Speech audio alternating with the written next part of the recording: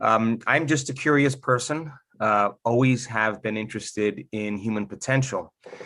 And I think this particular time in history, people are waking up to possibilities. And you have to admit that when you become aware of something that didn't exist before, there's a change in consciousness. And so I think people, because of information at this current time in history, are just more informed. And because they're more informed, they're more conscious of possibilities. And so when you take a group of people and you give them sound scientific information, and as you said, science to me is the contemporary language of mysticism, that science can demystify the mystical.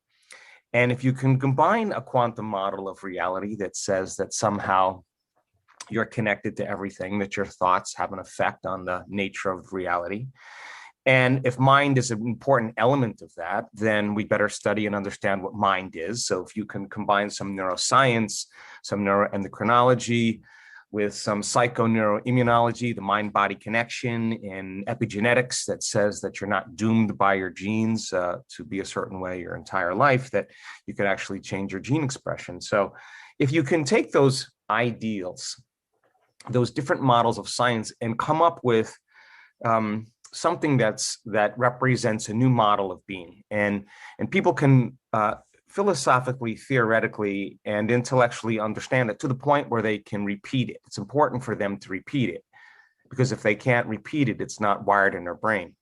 So if they can explain the what and the why and understand that model, we know that then the how gets a little bit easier.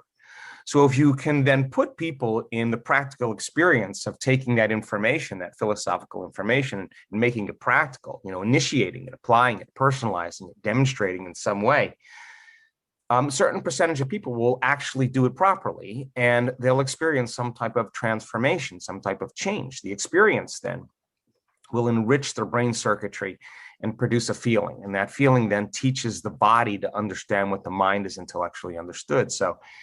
So when we started out on this journey, it was primarily philosophical. It was, yeah, you could probably heal your body. Yeah, you could probably create a better life.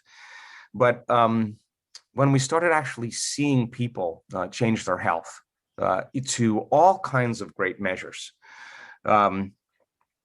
that's when I knew that it was time that we had to start taking measurements and looking to see what was going on in the brain. What was going on in the heart, in the gene expression, in the immune system, and in cellular biology, cellular health. And so we assembled a team of scientists and researchers to study common people, not anybody that was different, that had 40 years of meditation experience or was in a monastery or had any intellectual training. We wanted to just focus on common people. And so the research and the way we teach what we teach is from looking at what works and what doesn't work. We've looked at thousands and thousands and thousands of brains. We've looked at thousands and thousands and thousands of different hearts. So we've studied all kinds of gene expressions. We've looked to see what it is that's actually built. How do we take it from the brain to the body and all the way down to the cell? And, what is that model? And so we have great evidence now in our scientific research about human potential. Mm. And we have great evidence and testimony in so many people who have actually applied what this formula of understanding of change could be. Yes. And we started seeing them standing up saying, my cancer's gone, my MS is gone, my lupus is gone, my Parkinson's is gone, I was paralyzed. Now I can lift my arm. I was blind. I could see. I was deaf. I can hear. You start seeing some really dramatic testimony, and that testimony is the truth. Mm-hmm. That is that person is an example of the truth. And when people stand on the stage in our workshops and they tell their story of how they heal themselves, I just witnessed one 2 days ago at a workshop I was just at, and I watched the audience, and there wasn't a person moving.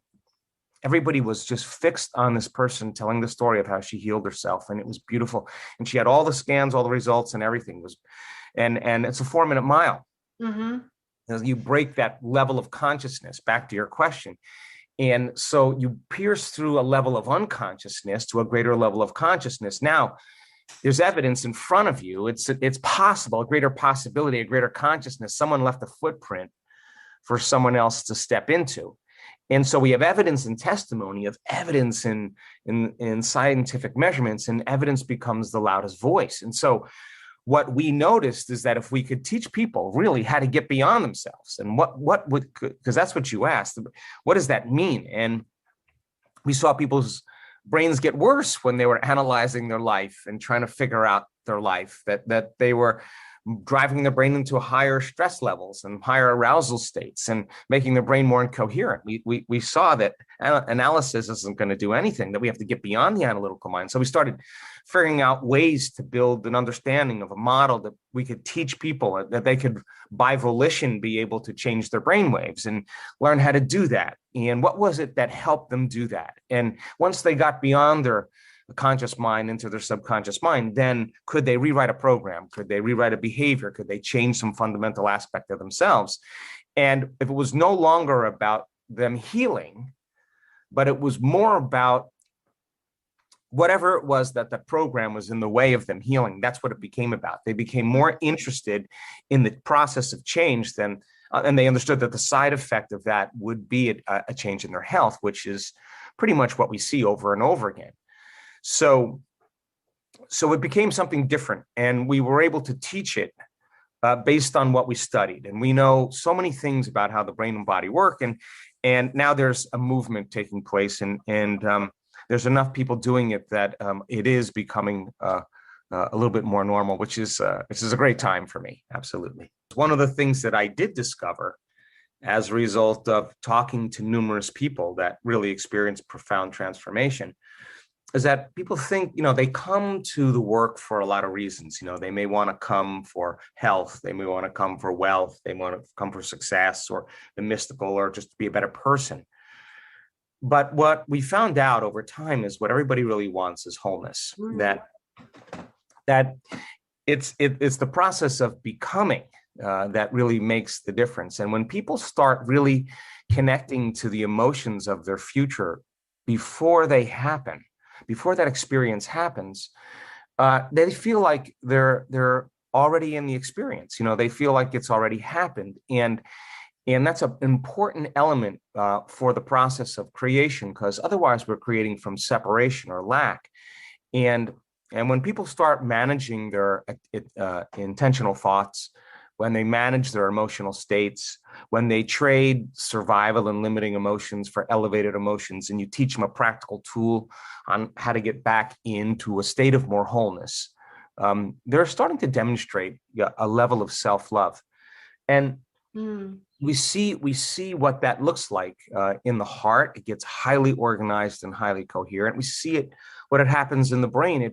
It gets aroused, and the arousal is not fear, and the arousal is not pain, and the arousal is not aggression. The arousal is the state of ecstasy or the state of bliss, and it's coming from within the person. Now, this is a important point, because now they realize that there's nothing out there that they thought that they want could make them feel the way they're feeling when they start managing their inner world, right? So you start seeing that people start feeling like they're so whole they no longer want anything. And that tends to be the paradox of how their dreams actually happen, because now they're no longer creating from separation or polarity.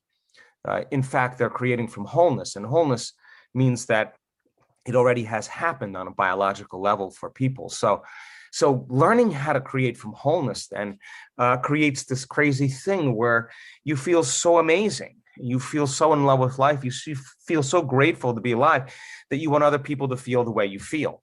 And the only way you can do that is to give. And the act of giving actually creates more of that feeling, which creates more of the chemicals for you to want to give. And all of a sudden you start creating a species of people that are really interested in caring for one another and being kind to one another and loving one another and supporting one another and informing one another and healing one another. It's just what the empathy of the species really is about, So by the end of our week longs, many people we can see on their physiological measurements are very, very coherent. and very orderly, and they're filled with love. They're filled with a love of life. They're filled with a joy for existence. They're filled with just the gratitude of being alive. And so if we could teach people a model of healing, and we can show them that there's research that shows that it's not matter that's emitting a field of energy.